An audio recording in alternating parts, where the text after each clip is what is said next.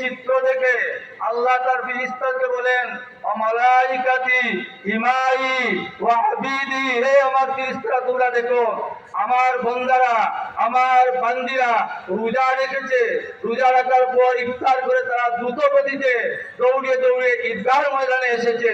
তোমরা বলো যে মানুষ তার মনিবের সমস্ত কাজ পরিপূর্ণভাবে আদায় করে তাকে কি দেওয়া যায়? ফেরেশতারা বললে আল্লাহ রাব্বুল আলামিন তাদেরকে পরিপূর্ণ প্রতিদান দিয়ে তাদের পাওনা দিয়ে বিদায় করতে হবে। আল্লাহ বলেন, ফেরেশতারা তোমরা সাক্ষী থাকো, আমি আমার রোজাদার বান্দাদেরকে এই ঈদগাহর ময়দান থেকে ফিরে যাওয়ার পূর্বেই আমি তাদের জীবনের গুনাহগুলোকে আমি মাফ করে দিলাম। বলুন সুবহানাল্লাহ।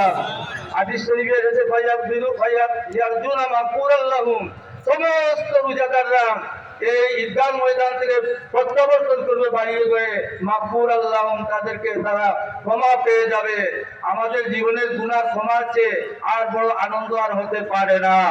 আপনাদেরকে আমি প্রশ্ন করি, আল্লাহর পক্ষ থেকে এই খোলা ময়দানে যারা আমরা এসেছি তাদের জন্য আল্লাহর পক্ষ থেকে ঘোষণা আসবে, এটা কি আমরা আশা করতে পারি কি পারি না? একটু হাত থেকে বলুন। আমরা চাই কি চাই না?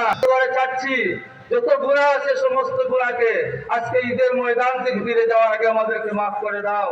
আজিজে কেরাম, সামিনে এজাম, আরেকটি কথা বলি আমার আলোচনা শেষ করব। ঈদ উল ফিতরের দিন সবচেয়ে গুরুত্বপূর্ণ হচ্ছে ফিতরা। আপনারা ফিতরার ব্যাপারে অনেক শুনেছেন, একেবারে গুলগাল হচ্ছে। ফিতরা ওয়াজিব হয়ে আজকে সুবে ঈদ উল ফিতরের দিন সুবে সাদিকের সময়, সুবে সাদিকের আগে যদি কোনো সন্তান জন্মগ্রহণ করে তার উপর ফিতরা দিতে হবে। যদি কোনো মুসলমান হয় তাকেও ফিতরা দিতে হবে। সুবে সাদিকের পরে যদি জন্মগ্রহণ করে তাকেও মুসলমান হয়, তার ফিতরা দেওয়া লাগবে না।